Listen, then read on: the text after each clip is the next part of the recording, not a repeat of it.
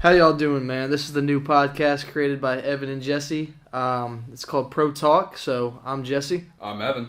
and today, man, we got a lot to talk about. We got NBA playoffs, Game 5, Pacers, Cavs. We got NFL draft, or Game 6. Sorry, I got the NFL draft. A lot of stuff going on in the first round. A lot of interesting trades, picks that we'll kind of dive into. So yeah, Evan, you want to just kind of talk about what we're doing today? So basically what we're going to talk about is the 2018 NFL Draft, what our biggest surprises were, who went where we expected them to go, and who we think will be the best player in the future out of the first round. Then we'll also go into the NBA playoffs, talk about the Indiana Pacers playing tonight on April 27th against the Cleveland Cavaliers, where Cavaliers have a 3-2 lead, and plus our other NBA games going around in the league. So we'll talk about that, and then also maybe touch up on a little bit of baseball scores and stats and go from there. All right, folks. So let's first start off with the NFL draft. Baker Mayfield, man. How do you feel about that pick?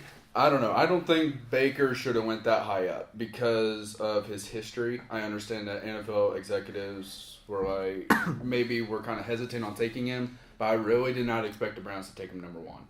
No, because what they could have done, since they had the first and fourth pick, I know we kind of talked about this earlier, they could have got Saquon first to get the run game going, and possibly taken him fourth because I don't think the Giants or Jets had plans really to take Baker. From reports, I know Adam Schefter was kind of talking about Sam Darnold was the Jets guy. I don't think that they were gonna go away from him at that point. So they're trying to find a franchise QB down there in New York, and I really think that Saquon would have been a better first pick for them because Denzel Ward's a good cornerback. They definitely need help in the secondary with losing Joe Hayden to Pittsburgh, and they got they got pretty much torched last year. And it didn't help that there were injuries over that both sides of the field actually. So but yeah, Baker, that's a QB graveyard down there in Cleveland, and they acquired Tyrod Taylor in the offseason. So I'm not sure. I kind of see the direction of their offense going with that kind of RPO world, run pass option world with Tyrod Taylor. You got more run game. But don't forget about the trade with Jarvis Landry. Yeah, they did get Jarvis Landry, and if Josh Gordon can stay off the weed and stay healthy, that's dangerous. And then didn't they sign Terrell Pryor? I believe didn't Terrell Pryor sign with the Browns because he was with the Redskins? I'm not sure. I don't know. We'll check back later with that. I'll have to check into that, but no, for sure. I understand why they picked them. They got a good cornerback in Denzel Ward from Ohio State too. But they chose him over Bradley Chubb. So one thing that's really questionable right there is I really thought Chubb would have fell to the Colts, but then because I figured the Broncos were going to go with another quarterback, but after making the trade with Trevor Siemian and so on. I don't know. I understand that they need defensive and help out Von Miller a little bit more. Yeah. But I really don't think that Bradley Chubb is the first piece of doing that. No, but in order to kind of run that offense that they're running with Tyrod Taylor and Baker, you got to have a good running back. Baker had Browns. In college, Baker had really good running backs. He had Rodney Anderson out of Katy High School in Houston. I actually got to see him play in the state championship a couple times down there, and he had really good run game down there, which set up the passing game and all the RPO stuff. They don't have that in Cleveland, not at all. So that's going to be interesting. What are you doing? Can we talk? What are you doing? It's a podcast. We're going live. You're good. You want to join? I thought that was locked. All right, Oh, well. I can decide that. Okay. Go ahead. Yeah. So he had a good run game in high school down there with, or he had a good run game at Oklahoma with Rodney Anderson, which set up the passing game, and they don't have that in Cleveland at all. So I don't know what they're gonna do. That's why I think they really needed a running back. And the Patriots at the end of the draft, they traded with the trade, Ravens, and they picked up Sony Michel, the running back from Georgia. I think maybe even getting him early. He could have picked him up fourth. I think that he's a pretty good running back. He has some questionable injuries. He tore his ACL in high school, and they said it was a little bit loose at the combine. So they're always just finding stuff wrong with people when it comes to the combine. And I think picking him up 4th over Denzel Ward would have been a better option if Saquon wasn't there, if they wanted to pick Baker first. Because he, last year, Sonny Michel splitting time with Chubb. I mean, those are good backs. Sonny Michel, especially in the playoff game against Oklahoma against Baker, I mean, he played really, really well. He's really elusive, and I just think that would have been maybe a better fit, but you just never know. There's only one way to find out, because I don't think the problem with Cleveland is the players. I think it's from an organizational standpoint. It starts in the front office, and they are doomed from the beginning. I hope that, I like Baker. I want to see him succeed. I'm not sure if Cleveland is the place for him. Okay, so after talking about the Cleveland Browns so much, I'm taking Denzel Ward. Who else surprised you with where they went? To be honest, Sam Darnold, going 3rd overall. He was a turnover machine last year at USC. Even cost him some games because of it. So, I mean, he kind of got that Brett Favre kind of comparison, but, Brett Favre never really turned the ball over because, yes, he's a gunslinger like Brett Favre, but Brett Favre he didn't have as many turnovers coming out of college. And, with Sam Darnold, he just turns the ball over way too much, and you can't do that in the NFL because defenses are going to be a lot more complex. The windows are going to be a lot tighter, a lot more tight. So he's going to have to make decisions really, really quick. And I don't think that his system at USC, I don't think that really prepared him. That can't prepare him for the next level. I see what you're saying. So, Jared Goff had the same kind of questions coming out of college with system type stuff, but it just takes the right. One. Yeah, he went number 1, but it takes the right coach. So they got a good coach in St. Louis, McVay, right? Yeah, I'm pretty sure. Yeah. Yeah, newly coached McVay took him to the playoffs for the first time in 10 years, close to that. Probably. Yeah, he's really good with quarterbacks. I just don't see, since the butt fumble, the Jets haven't really been good at all. So of course you have to bring that back. So I don't know. That was an interesting fit to me. But also, I guess one that would kind of surprise me was.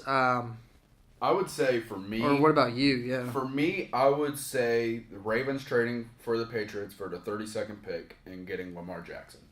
I would say Lamar Jackson is one of the most talented quarterbacks in this draft, and he's being underrated. Well, he's the most athletic. Well, that too. I mean, the guy was a Heisman Trophy winner 2 years ago. He was. So, and he runs the ball like crazy. Now, I don't know if the Ravens would start him out as a quarterback right now. He's got to sit behind Joe Flacco. He would have to sit behind Joe Flacco, but I think the Ravens could use another wide receiver. Well, the Ravens, I don't know if it's their quarterback coach or OC, but it's one of those. This is the OC. I'll have to look into it more. The OC or quarterback coach back in the day was the offensive coordinator when Michael Vick got drafted to Atlanta. Okay. So that's why I think the connection with I think it's the OC. With Lamar Jackson is there because he's taken Michael Vick under his wing. He's set up a whole offense around him. And Lamar Jackson's pretty much the same player, but with a better arm. Yeah. Lamar Jackson can throw. He can sit in the pocket and throw. No, he's no Sam Darnold throwing 68-yard bombs, but he can still throw the ball. No, but he can throw, and especially if you can develop Michael Vick, you can develop Lamar Jackson. I think it'll be good for him to sit behind a Super Bowl winning quarterback, and just kind of go from there. And also, what surprised me is I didn't know this, but this was the first year in NFL history that two brothers went in the first round. Really? Terrell Edmonds, the safety for Virginia Tech, they went to Pittsburgh, and earlier in the draft, the Bills took his brother Tremaine Edmonds, a linebacker from Virginia Tech. So, but then you also have another pair of brothers with Bradley Chubb going to the Broncos, and then Nick Chubb possibly getting drafted today in the second round, which is most likely. Yeah. Now, being a Colts fan, I would have wanted both of them because the Colts could also improve on the running back. Considering they already had Marlon Mack, who broke out last season, me would not have thought he would have done that well. Yeah, but they needed an offensive line. They needed an offensive line, and they got it with Quentin Nelson out of Notre Dame. I liked that. Notre Dame, they had the best offensive line in the country last year, ranked, so yeah, that definitely helps. Quincy went 9th to the 49ers, I believe. He Another did. guard or tackle from Notre Dame. Notre Dame, offensive tackle. So they rated that pick a B, which the 49ers, they're going to be good. They might trade for Richard Sherman. They might win the division. The Rams are still in that division. They are, but wow, what's his name? That got traded from the Patriots. Jimmy Garoppolo. Jimmy Garoppolo hasn't lost since he's been there. He Yeah. he literally turned that team around, and they actually beat Jacksonville last year at the end of the season with them. At the end of the season, They did beat Jacksonville, who was in the AFC Championship, one game away, and really dominated the Patriots the whole entire game. until the second half. So I mean, they were a half away from going to the Super Bowl, and Jimmy Garoppolo, they look good. I think the Patriots They're going to be good, and now they're stacking their defense on top of you're giving Jimmy Garoppolo a whole offseason to work in that system because they just threw him right into the fire. Oh yeah, and he still Hasn't played lost. like a maniac. Hasn't lost since he's been there. It's crazy. I would not have. I think the Patriots are not the smartest organization to trade Jacoby Brissett in the beginning of the season to the Colts. Yeah. After they knew Luck was not going to be in there. And then they traded Garoppolo, the 10th week, 8th week, something like that. It was later in the season, yeah. And, I mean, now all they have is Tom Brady. And then they traded their pick to get Lamar Jackson. I don't know what that organization's doing because I do not see Tom Brady playing until he's 45 like what he's saying. Well, one thing I will never do is doubt Bill Belichick and Robert Kraft. Because obviously they know something we don't. They have something figured out. I mean, to be in that many Super Bowls since 2001, what is it? 5 championships? 5 or 6. 5 championships have been in their 8. They've lost 3. So they're 5-3. So in the past 17 years have been there 8 times, which is and then LeBron just below 500. And then Tom Brady got his 5th ring in in 10 years. That's ridiculous. Years. I mean, it's crazy. No, I mean, you don't see some NFL players like Joe Thomas don't even have a close chance of going, especially because he's on the Browns was on the Browns. But I mean, I don't know. Which another thing is the Browns need to get some offensive linemen because I'm glad you said that because it starts up front. So if you don't have anyone to protect Baker, he could become Andrew Luck with injuries. Yeah, he's not too careful. Yeah, no kidding. But I know you wanted to touch on kind of also talking about quarterbacks, Josh Rosen, because he said before the draft that he was the best quarterback coming out of this draft.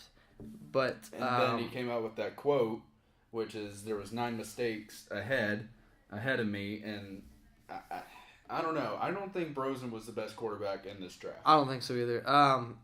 Is he a good quarterback? Yes. He played at a Division I football team, played in the Pac-12, had some good games. So obviously he has talent, but is he NFL ready? I don't think so.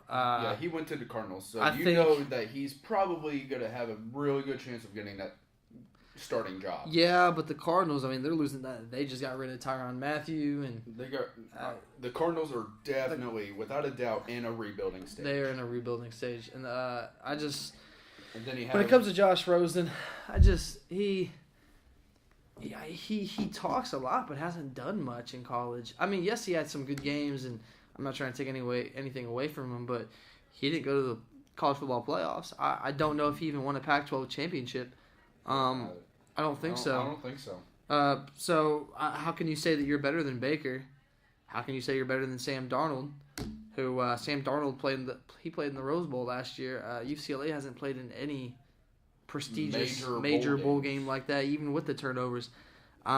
Even Josh Allen from Wyoming. I think that was a really, really good pickup for them. He has an arm, man. He does. He has a cannon. There were some accuracy issues coming into the draft, but that's also he didn't have a good offensive line. Yeah. So it's hard to sit back there and kind of pick apart defenses when you don't have much time to throw. But Josh Rosen was put in a great situation under a good head coach, and they didn't live up to their potential. So maybe he thinks he's better than what he actually is. I mean, there's no doubt he's confident. which I mean that's got to mean something. But he's not as polished. I don't think he doesn't. Yeah, I don't think he is either. I don't know. He said there was, like you said, 9 mistakes ahead of me. Yeah, I don't think so. I don't think so because I think Saquon will definitely be the player of the future. Saquon is gonna be a Hall of Famer. I could see it. I could see it. He's good. Now I don't know if he could do it with the Giants though, because they're definitely gonna have to get. Well, they're trying to get back to their old ways. They're trying to get back to New York football with Tiki Barber and Brandon Jacobs. Yeah.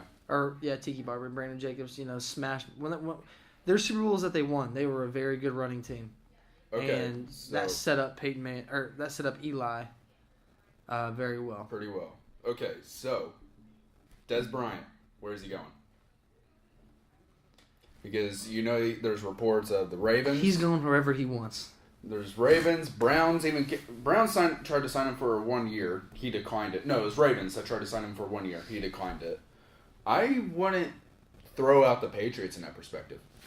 Because the Patriots are always sneaky with something. Well, the Patriots definitely got the cap room to do it. Yeah, they do. I mean, I would like to see him come to Indy, but I highly doubt that's going to happen. Yeah. But I could see him going to Tennessee, actually. Going to Tennessee. I could see him going to Kansas City. No, Redskins with Alex Smith. I could see him going there.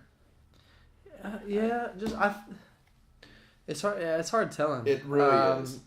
I don't really see a good fit for I can't see him playing anywhere but Dallas. Because that's all he's ever been. That's all he's ever been. Yeah. But I mean, speaking of receivers, Calvin Ridley to the Falcons. Yeah, I like that. I like that a lot. I like him running Julio from Jones.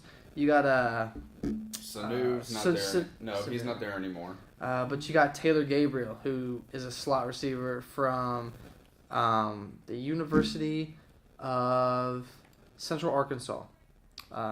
We actually played against him. Okay, recent report just came out on Bleacher Report. Seattle Seahawks are listening to Earl Thomas trade offers. Seahawks have received at least 2 trade offers for Earl Thomas, but are preparing to keep him on the roster in 2018. Does it say who they're thinking about trading with? It doesn't say. Who would you trade him with, though? I don't know. All right, so let's focus on the NBA now. So, NBA has been a weird offseason. Rockets won the series 4-1. Doesn't surprise anybody. No. Utah and OKC. Utah's up 3-2. Paul George is getting manhandled by Joe Ingles. That's all there is to it. Rudy Gobert's playing pretty good, too. Yeah, he is. I think Utah takes that series. I think they do, too. Which is incredible. I mean, you got Carmelo Anthony, Paul George, and Russell Westbrook on the same Steven Adams. And Steven Adams. Yeah, he's not really. He doesn't really do much. Okay. He's just a big body. Yeah. Pelicans sweep the Trailblazers. That was crazy. Yeah, because Anthony Davis just went off. Is Damian Lillard, is he done there? There's a possibility that he might be going to L.A. Do you think he's done? No. Not done in general, but is he done in Portland? I think so, man. I don't know. I think as long as McCollum's there, he's going to stay. Because how many times they haven't made any playoff runs, though, with all that talent? Yeah, I don't know. Then you have Golden State that won the series against San Antonio 4-1, which, I mean, most of us saw. That's even without Steph. That's without Steph, and yeah. Then you have Toronto and Washington, 3-2 Toronto. Toronto has got to win that. Toronto's got to win that. They got to win that. And for Washington, if they can't get past the first round, John Wall might have to go somewhere. You got all these good players who are just staying on these teams that they're getting beat in the first round every year. Yeah, I know John Wall's getting kind They're of fed up. Yeah. Then you have the Pacers and the Cavaliers. Cavaliers have a 3-2 lead after LeBron James' fading game-winning shot that he thought it was the NBA Finals, but it wasn't. Jordan-like. Yeah, right. Jordan's the GOAT. And then you have 76ers manhandling the Heat 4-1. Yeah, but that's expected. 76ers are good. They got a lot of talent. They're young. Really good. They're young. Yeah. I think they could be... I think they have a chance for a championship within the next 2 or 3 years. I really do think because if they make it to the finals this year, it won't surprise me. Yeah, because I see Golden State winning. They have Ben Simmons. You have JJ Redick, who signed a 2-year contract, I believe. They just picked up Marco Bellinelli in the season. Danilo Gallinari, Ersan Ilyasova, and then you have Joel Embiid, and then Dario Saric. I mean, Dario was pretty good last year, considering he didn't get Rookie of the Year, but still. Yeah. And then you have the Boston Celtics and the Milwaukee Bucks tied at 3 going to Game 7 tomorrow night. Boston's got to win that. They got to win it. Were the Bucks smart of throwing the end of the season just to play the Celtics and then now take them to 7? Were they smart of doing that? Well, I don't know if they threw it on purpose. They lost to... I don't remember. I would have to get back with that. But there was rumors that said the Bucks did not try to win their last couple games just so they could play the Celtics instead of the Sixers. I don't know about that. Now, the Kyrie Irving injury definitely hurt the Celtics. Yes. If they have Kyrie and Gordon Hayward, they definitely get to the championship. Competition to the top spot in the East, and at least they would make it to the finals, to the NBA finals, and it'd be them and Golden State, and that would be a very interesting match. You can't compete with Golden State when they're all healthy. I don't know. I think the Rocketry is still kind of hard to beat. You can't. Yeah, but James Harden, he'll find a way to choke. He does every year.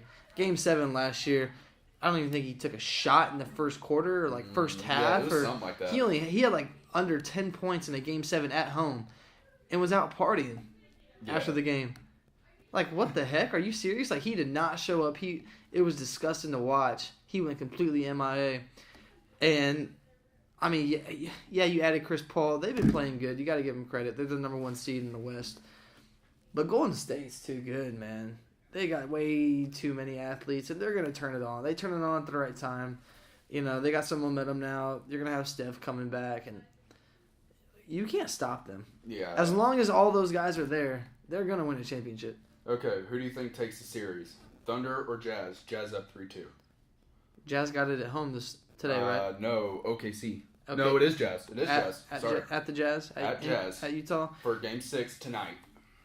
Utah's taking it. Utah? It's hard to play there. It is. If you've heard players talk about just the atmosphere and the different climate and everything, it's hard to play there. It's more difficult to breathe. You get gassed easier. You're in the mountains. You're the elevation and stuff. It's harder to breathe. It's like going to Mile High to play the Broncos. I mean, or Denver Nuggets. Same thing. It's difficult. So they definitely got a home field advantage when it comes to that. But Utah's been playing really, really good. Yeah. And you can tell the Thunder, they just don't. They're not clicking. They should. I mean, they've won 2 games based off their just pure talent, having Russell, PG and Melo. I mean, yeah. If they were to get swept or not win a game, then that would be a whole nother issue. But their games have been solely won off of just pure talent that they've won, and I think Utah just has a better game plan for them. So I'm taking Utah. I would take Utah. I'm taking Utah, but Pacers, Cavs. Oh. Every game has been close. If you look at it, LeBron dropped 2 games with at least 40 points. Only lost by 6 total points. The Pacers have. Every other game, Oladipo went fire in the first game. The Cavs are not that good. They're not good this year. They are vulnerable, but the team has to find it. And right now, the Pacers don't have it. No, but it's at home, so it gives them a chance. I would say the Pacers for Game 6 go to 7, at least a 2-point differential for the final. That's the interesting thing. The Cavs are not good, and they're old. So if they go to a Game 7 in the first round, and then who would they match up with? Toronto or Wizards. Who do you think is going to win that? I think Toronto does, and Toronto may beat them, but Toronto is also LeBron's LeBron. Yeah, that's their kryptonite is the Cavs. Toronto always chokes against the Cavs. Oh yeah, they can't find a way to beat them. They always do. DeRozan and Lowry, they always choke. They always choke. Yeah. But I can even see that game going to 6 or 7, and then definitely the conference finals if they get there. I think they're getting. I honestly do not see the Cavs going to the finals this year. I think it's going to be the Warriors and either the whoever wins the Milwaukee-Boston series plays Philadelphia. I'm thinking so the winner is coming. It's coming out of there. So let's say Boston wins. It's going to be between Boston and Philadelphia. I'm saying Philly in that one. If Milwaukee wins, I see Philadelphia going to the finals. That could be a real possibility. Now, if Gordon Hayward and Kyrie are healthy, which I'm saying is Golden State, Kyrie's Boston. Kyrie's completely out for the playoffs.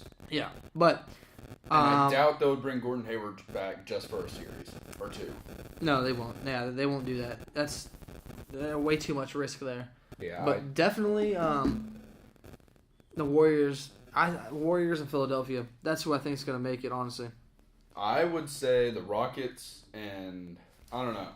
I would say either Rockets in Toronto or Rockets in Philly. See, I don't see the Rockets. I just think the Rockets have.